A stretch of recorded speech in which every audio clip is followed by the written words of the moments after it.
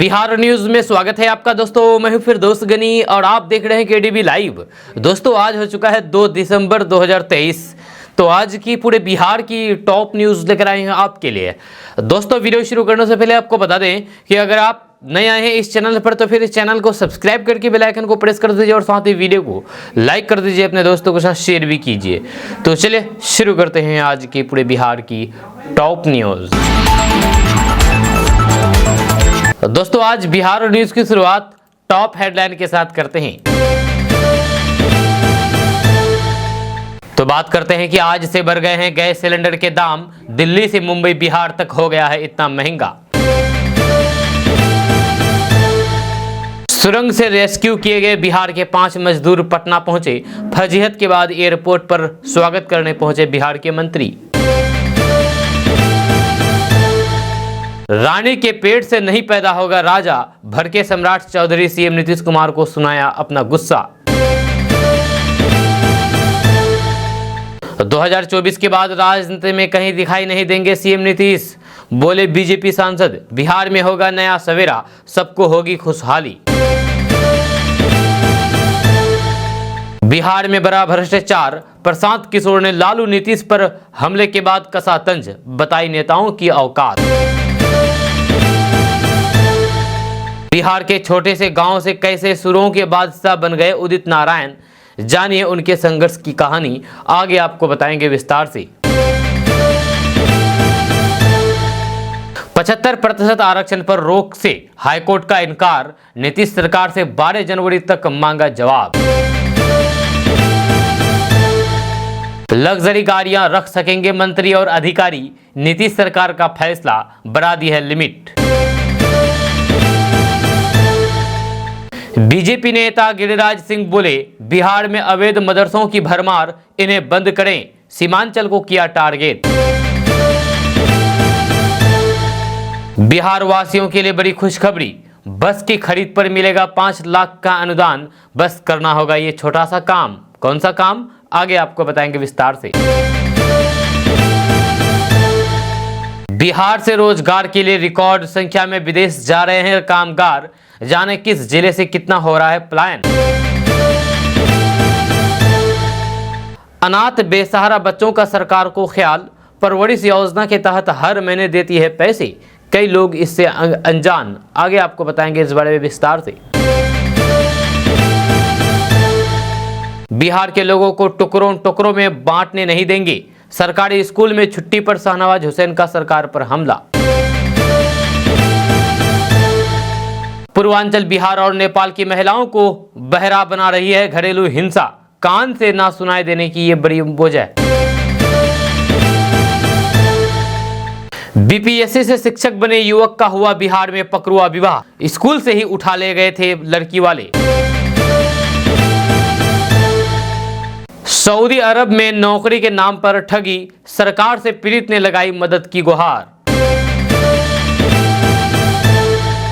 बंगाल की खाड़ी में बना गहरे दबाव का क्षेत्र, अगले 48 घंटे में आने वाला है चक्रवाती तूफान माईचोंग। तो दोस्तों बात करेंगे विस्तार से। तो बात करते हैं कि बीजेपी के फायर ब्रांड नेता गिरिराज सिंह का एक बहुत ही बड़ा विवादित बयान सामने आया है। जब केंद्रीय मंत्री गिरिराज सिंह ने मुख्यमंत्री नीतीश कुमार से बड़ी मांग कर दी है। उन्होंने कहा है कि बिहार में मदरसों की बाढ़ आ गई है। बिहार बांग्लादेश और नेपाल की बॉर्डर से सटा हुआ है, सीमावर्ती क्षेत्र में तो हालात और ज़्यादा खराब हो गए हैं। इनकी वजह से केवल बिहार ही नहीं बल्कि पूरे देश की आंतरिक सुरक्षा को भी खतरा पैदा हो गया है। इन इलाकों में पॉपुलर फ्रंट ऑफ इंडिया भी सक्रिय है। यानी कि गिरिराज सिंह का यह कहना है कि बिहार में जो मदरसे हैं उन मदरसों से देश को खतरा है। जी हाँ, ये गिरिराज सिंह का कहना है जो कि बहुत ही विवादित बयान है, जबकि ऐसा बिल्कुल भी नहीं है। साथ ही गिरिराज सिंह ने कहा है कि बिहार में 18% मुसलमानों की आबादी है, इसलिए अवैध मदरसों को बंद कराएं और फिर वैध मदरसों में विज्ञान की पढ़ाई शुरू कराएं। बहुत हो गया नीतीश कुमार जी, वोट की लालच में तुष्टीकरण की राजनीति बंद कर दें। अब बिहार और देश के लिए खतरे बनने वालों पर भी विचार करें। महागठबंधन पर निशाना साधते हुए गिरिराज सिंह ने आगे कहा कि लालू प्रसाद और नीतीश कुमार तुष्टीकरण की राजनीति को बंद करें। अब बिहार और देश की आंतरिक सुरक्षा के लिए पैदा होने वाले खतरे को भी विचार करना चाहिए, क्योंकि अगर ऐसा नहीं किया जाता है तो फिर आने वाले सालों में बिहार के लोगों का धन और धर्म भी खतरे में पड़ जाएगा। और इसके लिए दोषी नीतीश कुमार और लालू यादव होंगे। आपको बता दूं कि गिरिराज सिंह जब भी कुछ बोलते हैं हमेशा अनर्गल बयानबाजी देते हैं, जबकि उनके बयानों में कोई भी सच्चाई नहीं होती है और हमेशा मुसलमानों को टारगेट करते हैं, मुसलमानों के खिलाफ बोलते हैं। ये बीजेपी नेता का ये जन्मसिद्ध अधिकार ही मान लीजिए, ये हमेशा बोलते रहते हैं। इनकी बातों को ध्यान नहीं दिया जाना चाहिए। दोस्तों बात करते हैं कि बिहार में शिक्षकों ने यदि मीडिया में किसी प्रकार का बयान दिया या फिर कोई प्रतिक्रिया जताई तो फिर वे कार्रवाई के घेरे में आ जाएंगे। जहाँ इंटरनेट मीडिया पर इस तरीके के बयान देने वाले राज्य के यानी कि बिहार के करीब 70 शिक्षकों का और फिर कर्मचारियों से स्पष्टीकरण मांगा गया है। जब विभिन्न जिलों के शिक्षकों और कर्मचारियों से जिला शिक्षा पदाधिकारी कार्यालय और विश्वविद्यालय के कुलपतियों ने पत्र जारी करके कारण बताओ नोटिस जारी किया है। पत्र जारी होने के 24 घंटे के अंदर उचित जवाब नहीं देने वाले शिक्षकों के विरुद्ध कार्रवाई के लिए वरीय अधिकारियों को ये आग्रहित कर दिया जाएगा। जी हाँ, पटना के जिला शिक्षा पदाधिकारी अमित कुमार के अनुसार शिक्षा विभाग द्वारा शिक्षक या फिर शिक्षकेतर कर्मियों के किसी भी संघ को मान्यता नहीं दी गई है। यह इस संबंध में निदेशक माध्यमिक शिक्षा का पत्र प्राप्त हुआ है। इसके साथ ही किसी भी शिक्षक कर्मी को किसी भी संघ का सदस्य बनने की मनाही है। संघ की स्थापना और फिर उसकी सदस्यता गंभीर कदाचार की श्रेणी में चिन्हित है। यह इसके साथ ही इंटरनेट मीडिया समाचार पत्र या फिर टीवी के माध्यम से अनर्गल प्रचार प्रसार नहीं किया जाएगा। यह इसका पालन नहीं करने वालों पर कठोर अनुशासनिक कार्रवाई का निर्देश दिया गया है।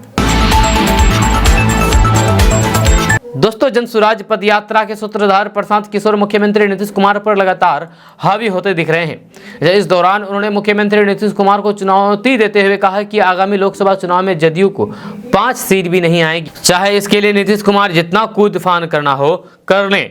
प्रशांत किशोर ने आगे कहा है कि लोकसभा चुनाव में अगर जदयू को 5 सीटें आ गई तो मैं बिहार की जनता से हाथ जोड़कर के माफी मांग लूंगा।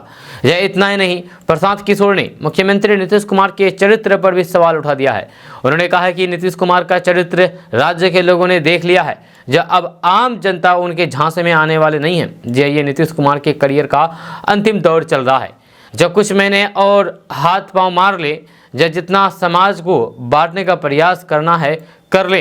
जनसुराज पद यात्रा के सूत्रधार प्रशांत किशोर ने कहा कि नीतीश कुमार अभी कुछ दिन पहले कुंभकर्ण निंद्रा से उठे हैं और बिहार को विशेष राज्य का दर्जा दिलाने के लिए आंदोलन की बात कहने लगे हैं। जब कोई उनसे ये पूछने वाला नहीं है कि आप 18 सालों तक मुख्यमंत्री रहे, इन वर्षों में 15 वर्षों तक भाजपा के साथ ही मुख्यमंत्री बने रहे। 2017 से लेकर के 2022 तक एनडीए की सरकार बिहार में थी और दिल्ली में भी थी। जहाँ आप कोई ऐसा वक्त दिखा दें कि भाजपा में रहते हुए नीतीश कुमार ने विशेष राज्य के दर्जे की कोई भी बात या फिर चर्चा की हो। दोस्तों पूर्व केंद्रीय मंत्री एवं विधान परिषद सदस्य सैयद शाहनवाज हुसैन ने दावा करते हुए कहा है कि देश में मोदी मैजिक चल रहा है, सभी मिलकर भी फेल नहीं कर सकते। मोदी ही है जो चंद्रयान पर भी झंडा फहरा सकते हैं और पाताल में फंसे मजदूरों को निकाल सकते हैं। एक कार्यक्रम में प्रेस कॉन्फ्रेंस के दौरान उन्होंने कहा कि बिहार में सरकार पटरी से उतर चुकी है, मुख्यमंत्री दबाव में है, जिसके कारण बिहार में विकास नहीं के बराबर है। उन्होंने कहा कि हम जब मंत्री थे तो उद्योग के क्षेत्र में निवेश का जो माहौल बनाया था, अब वह फाइल धूल फूंक रही है। वहीं सरकार के लोग अगरा पिछड़ा करके अपनी अपनी नाकामी छुपाने में लगे हैं। उन्होंने कहा कि आज सरकार एक खास समीकरण का हवाला देती है, लेकिन अल्पसंख्यक समाज भी ठगे महसूस कर रहे हैं। जब मुस्लिम मंत्री का जनता नाम तक नहीं जानती है, सभी जगह अफसरशाही एवं गुंडागर्दी का राज हो चुका है। स्कूलों में छुट्टी के लिए जारी नया कैलेंडर पर शाहनवाज हुसैन ने कहा कि शिक्षा को भी हिंदू मुस्लिम कर दिया गया है। अलग अलग कैलेंडर निकाल रहे हैं, हिंदू के लिए अलग और मुस्लिमों के लिए अलग अलग। बिहार में ये क्या हो रहा है? बिहार सरकार यहाँ के लोगों को टुकड़ों में बांटना चाहती है, हम इसको बांटने नहीं देंगे। उन्होंने कहा कि बिहार में पराये पर कम जोर है, तुगलकी फरमान अधिक जारी किया जा रहा है। इससे कहीं बच्चों का भविष्य सुधरेगा क्या? हम भी चाहते हैं कि बच्चे पढ़े, शिक्षक स्कूल आए, लेकिन ऐसा लग रहा है कि जितने भी आदेश हैं सभी शिक्षक के खिलाफ हैं। शिक्षकों को बंधुआ मजदूर समझा जा रहा है।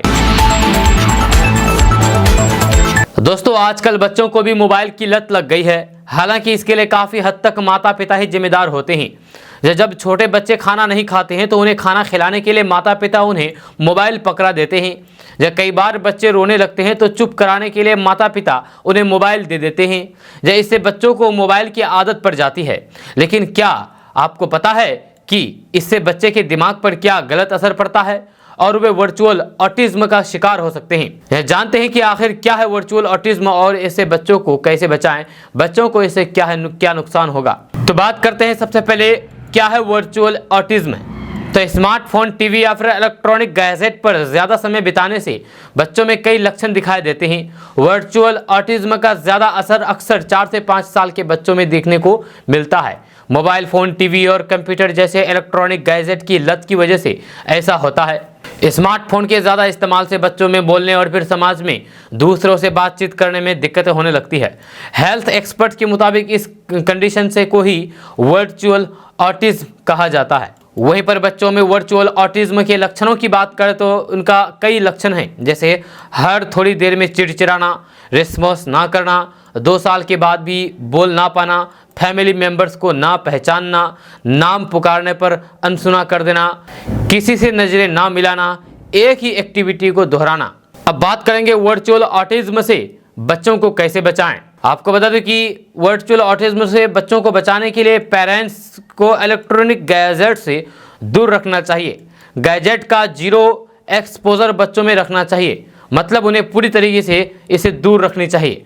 अक्सर जब बच्चा छोटा होता है तो फिर पेरेंट्स यानी कि माता पिता उन्हें पास बिठा करके मोबाइल फ़ोन दिखाते हैं। बाद में बच्चों को इसकी लत लग जाती है। पेरेंट्स को इससे पहले तो अपने बच्चों को इलेक्ट्रॉनिक गैजेट से दूर रखना है, जहाँ उनका स्क्रीन टाइम 0 करने पर जोर देना चाहिए, या उसका फोकस बाकी चीज़ों पर लगाएं, या स्लीप पैटर्न पर भी दुरुस्त करें। बच्चों को आउटडोर एक्टिविटी के लिए प्रोत्साहित करें, यानी कि घर के बाहर खेलने के लिए बच्चों को भेजें।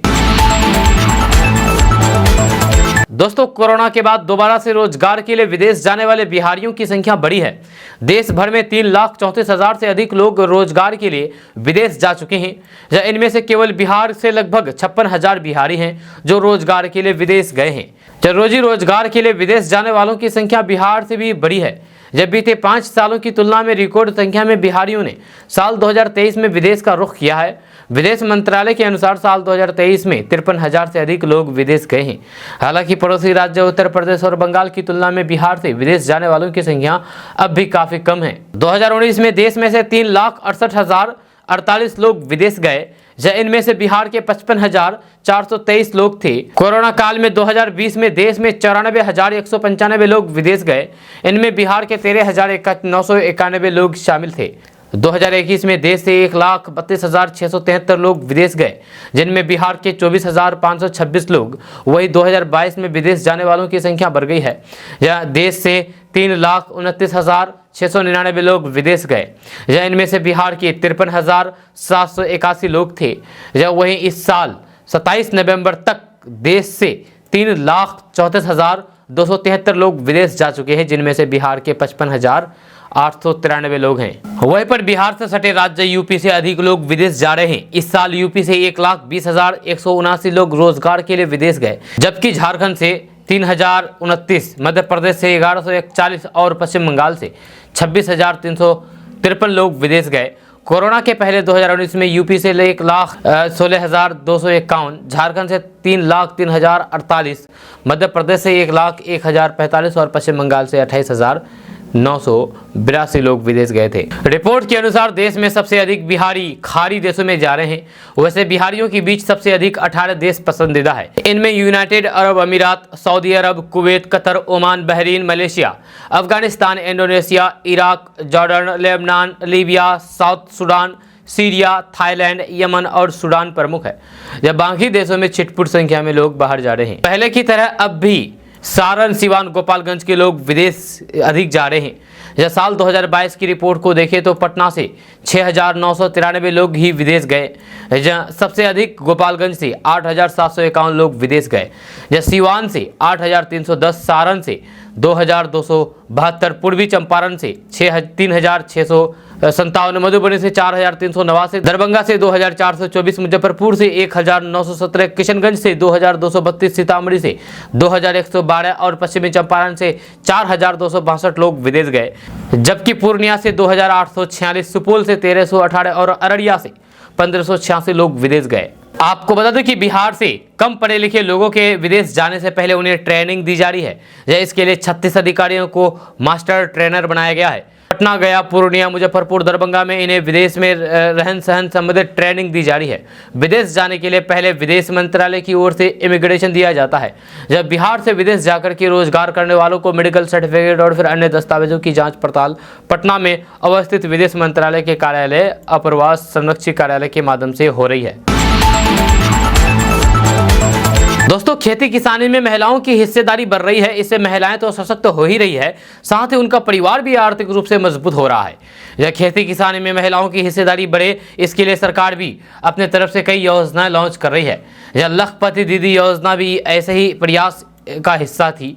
अब केंद्र सरकार ने खेतिहर महिलाओं की आय बढ़ाने के लिए ड्रोन दीदी योजना की शुरुआत की है। जब प्रधानमंत्री नरेंद्र मोदी ने 30 नवंबर को वीडियो कॉन्फ्रेंसिंग के जरिए ड्रोन दीदी योजना की शुरुआत की है। इस दौरान उन्होंने विकास भारत संकल्प यात्रा के प्रतिभागियों से भी बातचीत की। ड्रोन दीदी योजना के तहत अगले कुछ सालों में सरकार ने 1261 करोड़ रुपए खर्च करके 15,000 महिला SHG को ड्रोन मुहैया कराने का फैसला किया है। इस ड्रोन योजना के माध्यम से ड्रोन उर्वरकों और फिर कीटनाशकों के छिड़काव में सहायता मिलेगी। इसके लिए इन महिलाओं को करीब 15 दिन की ट्रेनिंग दी जाएगी। ड्रोन पायलट और फिर सह पायलट को हर महीने ड्रोन उड़ाने के लिए निश्चित राशि मुहैया कराई जाएगी। इसके अलावा महिलाओं को ड्रोन खरीदने के लिए उसके लागत का 80% या फिर अधिकतम 8 लाख रुपए दिए जाएंगे। दोस्तों, बिहार के मंत्री से लेकर के सभी स्तर के अधिकारी अब और महंगी गाड़ियों की सवारी कर सकेंगे। इसको लेकर के बिहार वित्त विभाग ने भी आदेश जारी कर दिया है। अब मंत्री अधिकतम 30 लाख रुपए तक की गाड़ी, जबकि विभाग के अपर मुख्य सचिव, प्रधान सचिव या फिर सचिव स्तर के अधिकारी 25 लाख रुपए तक की गाड़ी पर सवारी कर सकते हैं। जबकि हाईकोर्ट के न्यायाधीश को मंत्री के समक्ष मूल्य के ही यानी कि 30 लाख रुपए तक का वाहन खरीदने का अधिकार दिया गया है। वित्त विभाग द्वारा जारी आदेश में कहा गया है कि जिला जज और जिलाधिकारी के समक्ष स्तर के अधिकारियों के लिए वाहन खरीदने की अधिकतम सीमा करीब 20 लाख रुपए निर्धारित है, जबकि पुलिस अधीक्षक और उसके समक्ष पदाधिकारियों के लिए यह सीमा 16 लाख रुपए तक तय की गई है।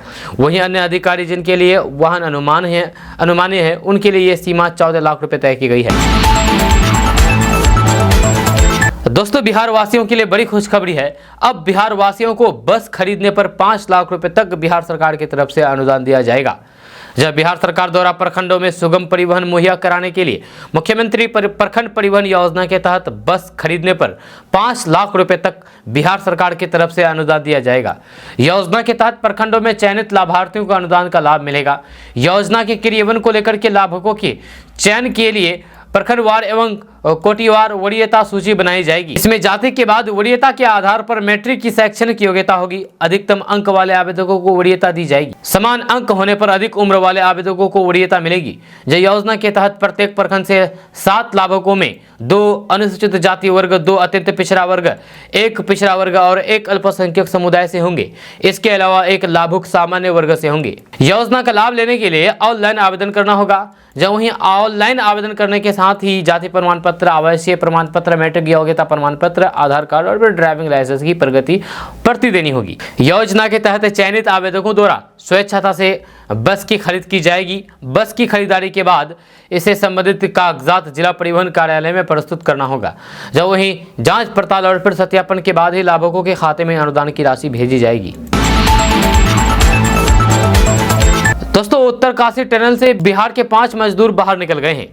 जब कल सुबह 8 बजे पटना एयरपोर्ट पर पहुंचे, उनके साथ उनके 9 परिवार वाले भी थे।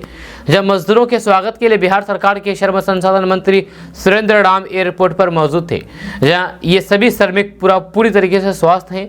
जहाँ उनके चेहरे पर सुरक्षित घर लौटने की पहुंचने की खुशी साफ नजर आ रही थी। दरअसल 17 दिनों के बाद उत्तरकाशी टनल से बाहर निकले बिहार के 5 मजदूर पटना एयरपोर्ट पर पहुंचे। जहाँ मजदूरों की आगवानी के लिए बिहार सरकार के श्रम संसाधन मंत्री सुरेंद्र राम एयरपोर्ट पर पहुंचे थे। इन सभी मजदूरों को उनके घर तक पहुंचाने के लिए अधिकारियों के प्रतिनियुक्ति की गई। जहां उत्तराखंड टनल से सुरक्षित निकले मजदूरों को बिहार सरकार ने अपने खर्चे पर उन्हें घर लाई है। जहां उत्तराखंड में निर्माणाधीन सिलकियारा टनल का एक हिस्सा 12 नवंबर को ढह गया था, जिस कारण टनल में 41 मजदूर फंस गए थे। आपको बता दें कि इस सुरंग से बाहर निकाले जाने के बाद उत्तरकाशी सिलकियारा टनल से रेस्क्यू किए गए मजदूरों को सबसे पहले चलियासी गौर सामुदायिक स्वास्थ्य केंद्र ले जाया गया, जब यहाँ उनकी प्राथमिक जांच की गई। जब इसके बाद अगले दिन यानी कि 29 नवंबर को सभी मजदूरों को एयरलिफ्ट पकड़ के ऋषिकेश एम्स लाया गया। इसके बाद उन्हें एक दिन के लिए डॉक्टरों के निगरानी में रखा गया, जिसके बाद आज कल मजदूर का मेडिकल बुलेटिन जारी किया गया, जिसके बाद सभी मजदूर पूरी तरीके से स्वस्थ पाए गए। दोस्तों 2000 रुपए के नोट को वापस लेने का ऐलान करने के बाद अब तक सर्कुलेशन का ज्यादातर हिस्सा बैंकों में जमा हो चुका है। रिजर्व बैंक ने लेटेस्ट अपडेट में RBI ने लेटेस्ट अपडेट में बताया है कि अब तक सर्कुलेशन के 97% से ज्यादा 2000 रुपए के नोट बैंक में वापस हो चुके हैं। यह सेंट्रल बैंक ने शुक्रवार 1 दिसंबर को बताया है कि 19 मई 2023 को 2000 रुपए के जितने नोट सर्कुलेशन में थे, उनमें से 97.26% नोट बैंकिंग सिस्टम में वापस आ चुके हैं। इसके साथ ही सेंट्रल बैंक ने बताया है कि 2000 रुपए के नोट लीगल टेंडर में बने हुए हैं और आगे भी लीगल टेंडर बने रहेंगे। रिजर्व बैंक ने यानी कि RBI ने 19 मई 2023 को 2000 रुपए के नोटों को वापस लेने का ऐलान किया था। सेंट्रल बैंक के इस फैसले को नोटबंदी से जोड़ करके देखा गया और मिनी नोटबंदी के नाम से भी बुलाया गया।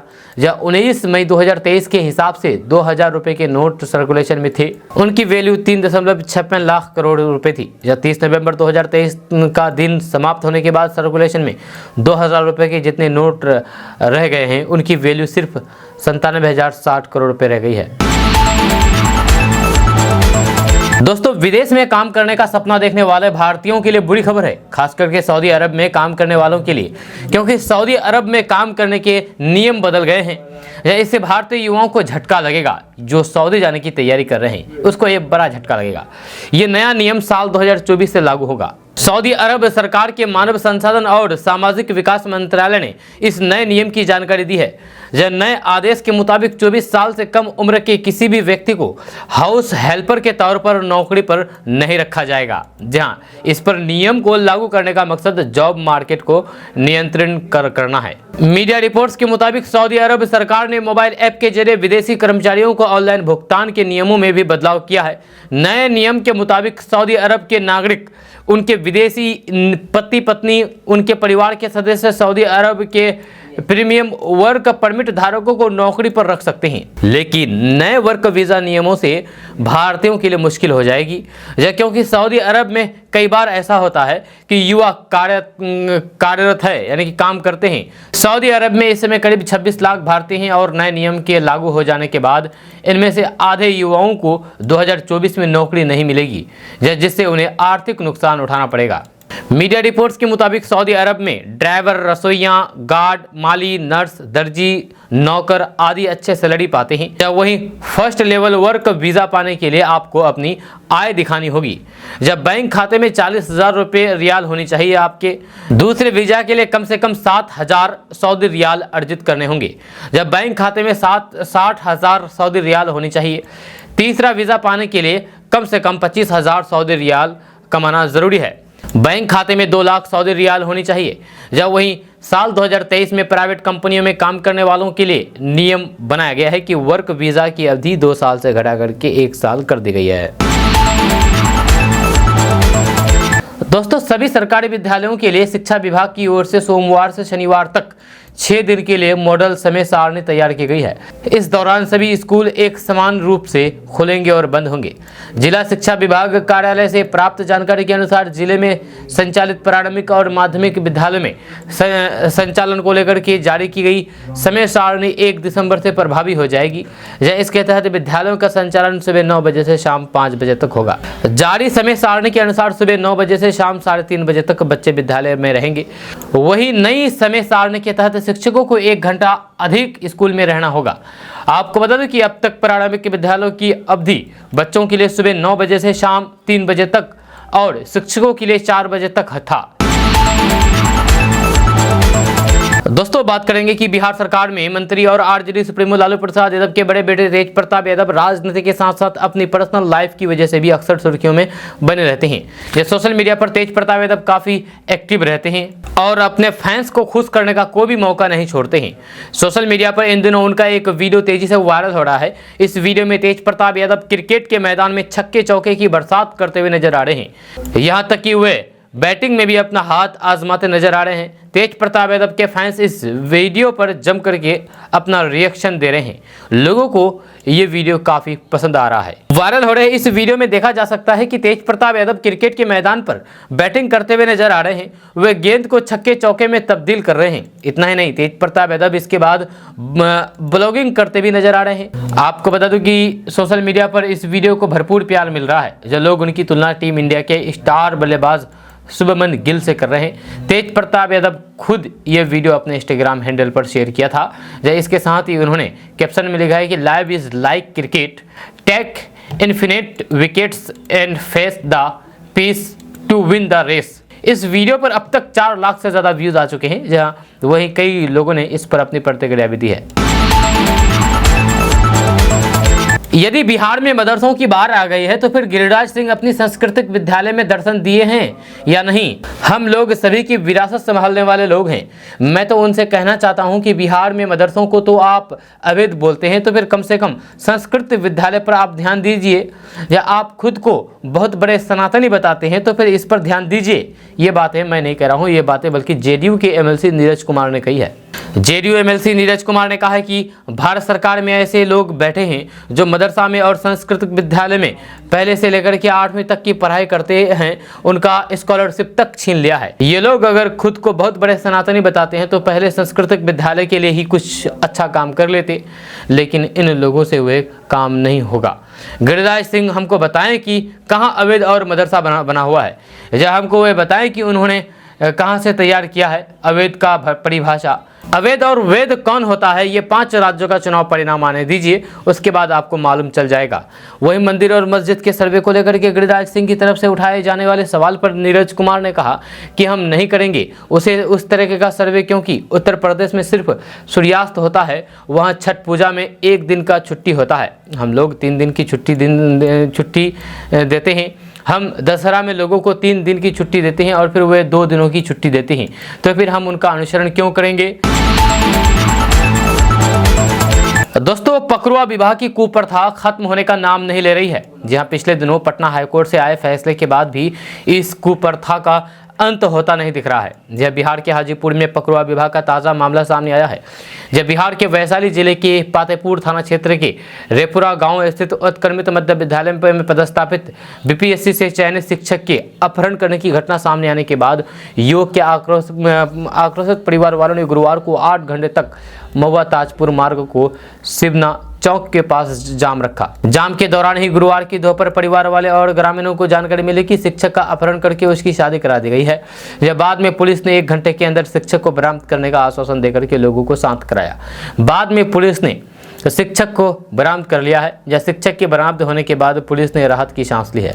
आपको बता दें कि बुधवार की शाम करीब 3 बजे रेपुरा उत्क्रमित मध्य विद्यालय में पदस्थापित शिक्षक महिया मालपुर गांव निवासी स्वर्गीय सत्यनारायण राय के पुत्र गौतम कुमार का बोलेरो सवार लोगों ने अपहरण कर लिया था। जब इसकी सूचना पुलिस को दी गई, जब पुलिस ने त्वरित कार्रवाई करते हुए एक संदिग्ध को पूछताछ के लिए हिरासत में लिया और उसकी निशानदेही पर पूरी रात छापेमारी करती रही। इस घटना से आक्रोशित लोगों ने बुधवार की देर रात भी लगभग 1 घंटे तक महुआ ताजपुर मार्ग को जाम कर रखा था। सूचना पर पहुंची पुलिस ने शिक्षक को सकुशल बरामद करने का आश्वासन देकर के जाम समाप्त कर लिया था, लेकिन गुरुवार की सुबह तक शिक्षक का अता पता नहीं चला। इस पर ग्रामीण उग्र हुए तथा शिवनी चौक के पास सड़क को जाम कर दिया। सड़क जाम के दौरान लोगों ने पुलिस पर बदमाशों से मिलीभगत का आरोप लगाते हुए नारेबाजी की। दोस्तों, बंगाल की खाड़ी के ऊपर बना कम दबाव का क्षेत्र शुक्रवार को गहरे दबाव के क्षेत्र में तब्दील हो गया और अगले कुछ दिनों में इसके चक्रवाती तूफान में बदलने की संभावना है। जब भारत मौसम विज्ञान विभाग ने ये जानकारी दी है। जहां भारत मौसम विज्ञान विभाग ने बताया है कि चक्रवाती तूफान 4 दिसंबर की शाम के करीब आंध्र प्रदेश के मछलीपट्टनम और चेन्नई के समुद्री तट को पार करेगा। विभाग के मुताबिक ये प्रणाली सुबह 5:30 बजे चेन्नई से लगभग 800 किलोमीटर, आंध्र प्रदेश के मछलीपट्टनम से 970 किलोमीटर, बापतला से 990 किलोमीटर और पुडुचेरी से 790 किलोमीटर दूर समुद्र के ऊपर केंद्रित थी। मौसम विभाग ने कहा है कि इसके पश्चिम और फिर उत्तर पश्चिम की ओर बढ़ने 2 दिसंबर तक गहरे दबाव में तब्दील होने के तथा 3 दिसंबर के आसपास चक्रवाती तूफान में तब्दील होने की संभावना है। एक बयान के मुताबिक ये उसी दिशा में आगे बढ़ेगा और 4 दिसंबर की शाम के आसपास चक्रवाती तूफान के रूप में चेन्नई और मछलीपट्टनम के बीच दक्षिण आंध्र प्रदेश और फिर निकटतम उत्तरी तमिलनाडु के तट को पार करेगा। दोस्तों, इस साल नवंबर महीने में बिहार के लोगों को ठंड का एहसास नहीं हुआ। यह नवंबर में उच्चतम तापमान सामान्य से 2-4 डिग्री और फिर न्यूनतम तापमान सामान्य से 2 से 7 डिग्री अधिकतम रहा। जब कार्तिक में ठंड शुरू नहीं हो सका, जब पहले नवंबर में 2 पश्चिमी विक्षोभ आते थे, यह इस बार एक भी नहीं आया, लिहाजा ठंडी हवाएं नहीं चल सकी। बंगाल की खाड़ी में निम्न दबाव की वजह से नमी युक्त पूर्वैया प्रभावी रहा। जब पूर्वैया हवा पछुआ की तुलना में अधिक गर्म होती है, यही वजह है कि ठंड में इजाफा नहीं हो पा रहा है। मौसम विज्ञान केंद्र के मुताबिक बिहार के दक्षिण पश्चिमी एवं दक्षिण मध्य तथा सीवान, गोपालगंज, सारण, वैशाली, समस्तीपुर, खगड़िया, मुजफ्फरपुर, सहरसा जिलों की 1 या फिर 2 स्थानों पर हल्की बारिश का आसार है। जब सुबह के समय में राज्य के यानी कि बिहार के दक्षिण पश्चिमी एवं दक्षिण मध्य भाग के 1 या फिर 2 स्थानों में हल्के से मध्यम स्तर का कुहासा एवं राज्य के अधिकांश भागों में सुबह के समय हल्के स्तर का कुहासा या फिर धुंध छाए रहने का पूर्वानुमान है। फिलहाल अगले 3 दिनों के दौरान बिहार की न्यूनतम तापमान में कोई भी विशेष परिवर्तन की संभावना नहीं है। आज के तापमान की बात करें तो आज बिहार का अधिकतम तापमान 28 से 30 डिग्री सेल्सियस और फिर न्यूनतम तापमान 16 से 18 डिग्री सेल्सियस के बीच रहने की संभावना है। दोस्तों, साल के आखिरी महीने की शुरुआत के साथ ही महंगाई का एक और बड़ा तगड़ा झटका लगा है। जब साल के आखिरी महीने की पहली तारीख यानी कि 1 दिसंबर 2023 से एलपीजी सिलेंडर और महंगा हो गया है।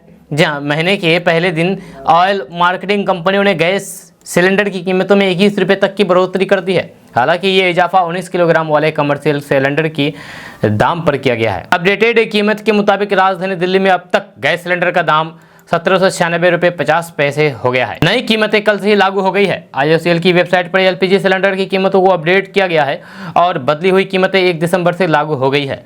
गौरतलब है कि दीपावली के ठीक पहले ऑयल मार्केटिंग कंपनियों ने 19 किलोग्राम वाले कमर्शियल गैस सिलेंडर के दाम में 103 रुपये तक की बढ़ोतरी की थी और 1 नवंबर 2023 को दिल्ली में इसका भाव 1833 रुपये हो गया था। लेकिन 16 नवंबर को छठ पर्व से पहले इस पर राहत दी गई और सिलेंडर के दाम में 50 रुपये घटाकर के 1775 रुपये कर दिया गया था। लेकिन साल खत्म होते होते एक बार फिर से यानी कि साल खत्म हुआ और चुनाव भी खत्म हुआ, यानी चुनाव खत्म होने के बाद एक बार फिर से कीमतों में 21 रुपये की बढ़ोतरी कर दी गई है। यह है मोदी सरकार का खेल।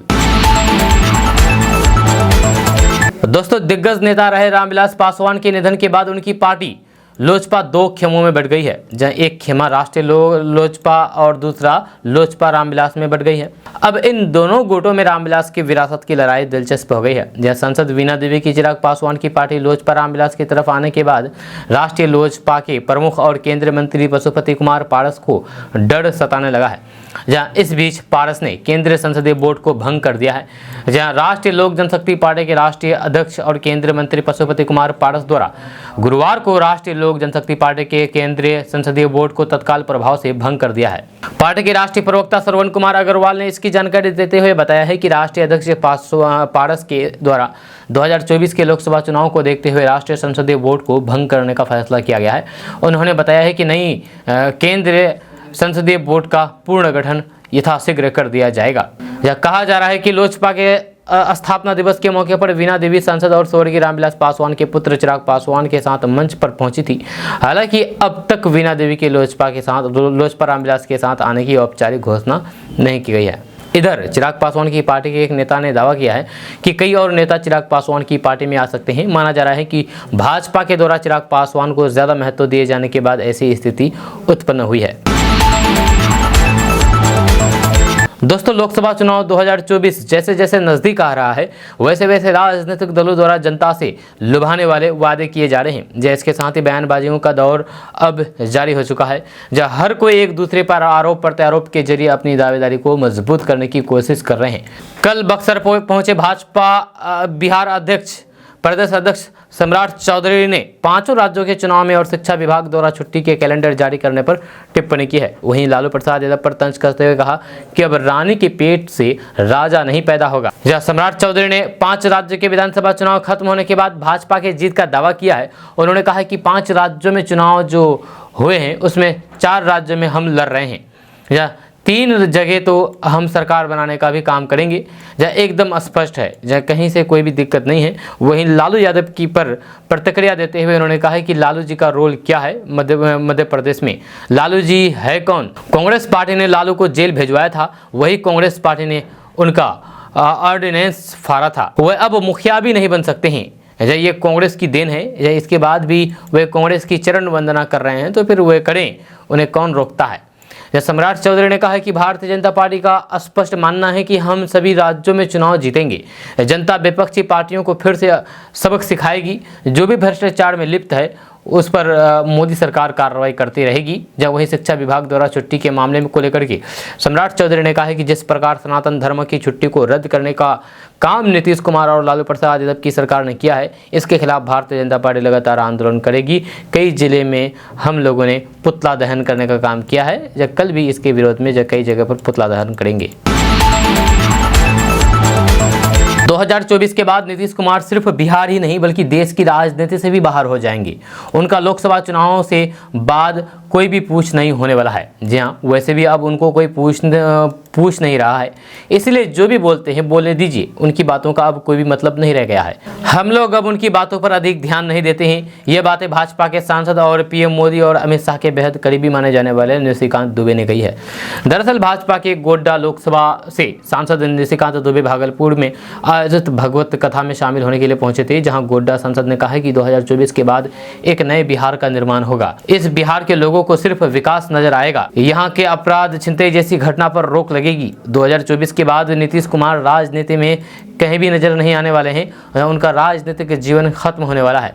गोड्डा सांसद निशिकांत दुबे ने कहा है कि 2024 उनका अंतिम साल है, इसलिए वे जो कर रहे हैं करने दीजिए, क्योंकि इसके बाद एक नया बिहार होगा, नया सवेरा होगा। देश की राजनीति से नीतीश कुमार बाहर हो जाएंगे।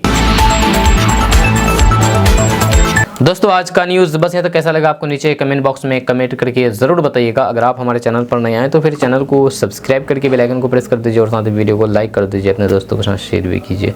तो चलिए मिलते हैं फिर नेक्स्ट वीडियो के साथ, तब तक के लिए जय हिंद, जय बिहार।